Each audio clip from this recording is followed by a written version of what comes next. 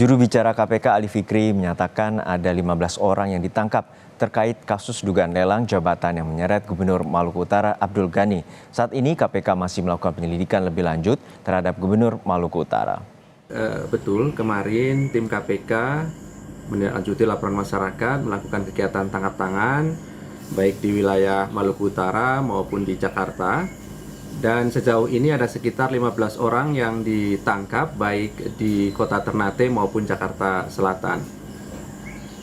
Benar, di antaranya adalah Gubernur Maluku Utara dan pejabat lainnya serta beberapa pihak swasta yang sebagian saat ini telah berada di Gedung Merah Putih KPK untuk dilakukan permintaan keterangan. Tentu kami masih memiliki waktu untuk menentukan sikap dari hasil kegiatan tangkap tangan ini setelah memastikan seluruh permintaan keterangan terhadap pihak yang ditangkap telah selesai dilakukan.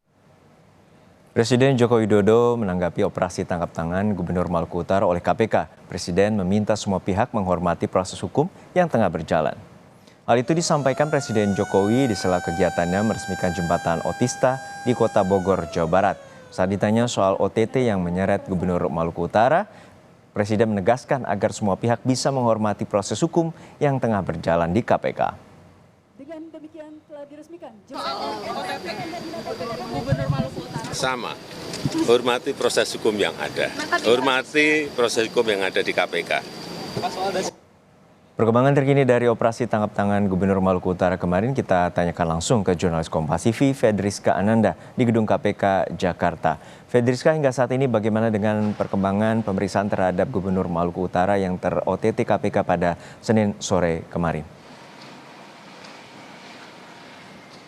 Ya, selamat siang Juno. Untuk status dari masing-masing yang dilakukan operasi tangkap tangan kemarin ini belum ditentukan oleh KPK karena hingga saat ini KPK belum melakukan konferensi pers secara resmi. Namun demikian juru bicara KPK sendiri Ali Fikri menyebut memang ada 15 orang begitu ya yang kemudian terciduk begitu ya terkait dengan operasi tangkap tangan, di mana salah seorangnya ini merupakan gubernur dari Maluku Utara. Nah, kalau misalkan kita dapatkan informasi dari ke-15 orang ini, informasinya ini merupakan terdiri dari pihak swasta, pihak pejabat daerah dari Maluku Utara dan juga termasuk dari gubernur dari Maluku Utara sendiri. Karena memang dugaan kuatnya ini terkait dengan OTT ini adalah terkait dengan lelang jabatan dan juga proyek pengadaan barang dan jasa di Maluku Utara. Inilah yang kemudian disampaikan oleh Ali Fikri kepada kami awak media. Namun informasi yang kami dapatkan Juno bahwa memang saat ini dari Gubernur Maluku Utara sendiri masih menjalani proses pemeriksaan di Gedung Merah Putih KPK dan informasinya ini ada 4 orang lainnya yang juga kemarin sudah ditahan oleh pihak KPK kemudian akan dibawa ke Gedung Merah Putih.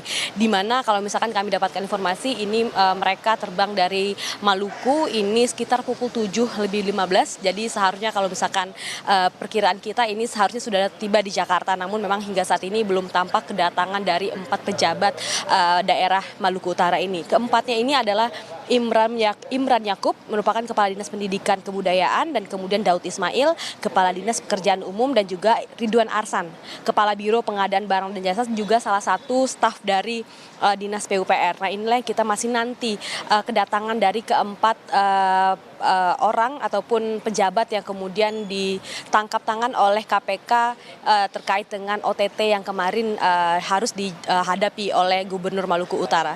Juno. Ya, hingga saat ini penetapan tersangka tentu melalui pemeriksaan 1x24 jam dan juga masih menunggu 3 orang kepala organisasi perangkat daerah yang akan tiba di Jakarta. Hingga saat ini seperti apa konstruksi dari kasus yang menyeret Gubernur Maluku Utara hingga ter-OTT KPK? Ya Juno, karena hingga saat ini memang KPK belum tampak banyak berbicara begitu ya karena terkait dengan kasus ini masih dalam proses pemeriksaan. Namun berdasarkan kemarin KPK juga tidak hanya melakukan operasi tangkap tangan namun juga melakukan penggeledahan tidak hanya di kantor Gubernur Maluku Utara saja namun di rumah dinas dan juga rumah singgah dari Gubernur Maluku Utara. Tidak hanya itu, KPK juga menggeledah kantor dinas yakni Dinas Pendidikan dan juga Bapeda dan juga kemudian PUPR. Nah, dari inilah kemudian KPK juga akan merangkai begitu terkait dengan konstruksi kronologi perkara ini. Namun yang sampai saat ini disampaikan oleh juru bicara KPK ini adalah kuat dugaannya ini adalah terkait dengan lelang jabatan dan juga pengadaan barang dan jasa di lingkungan pemerintahan daerah Maluku Utara. Namun masing-masing dari ke-15 orang ini apa saja perannya ini belum disampaikan oleh KPK. Hingga saat ini kami juga masih menanti konferensi pers dari KPK seperti apa, karena memang mengingat bahwa wewenang KPK untuk menahan ke-15 orang tersangka ini hanya 1 kali 24 jam. Jadi artinya kalau misalkan kemarin ditangkap pada sore hari, tentu harapan kita ini KPK akan segera mengupdate bagaimana konstruksi kasus ini pada sore hari nanti, Juno. Baik, terima kasih atas laporan lengkap Anda, jurnalis Kompas TV, Fedriska Ananda dari Gedung KPK Jakarta.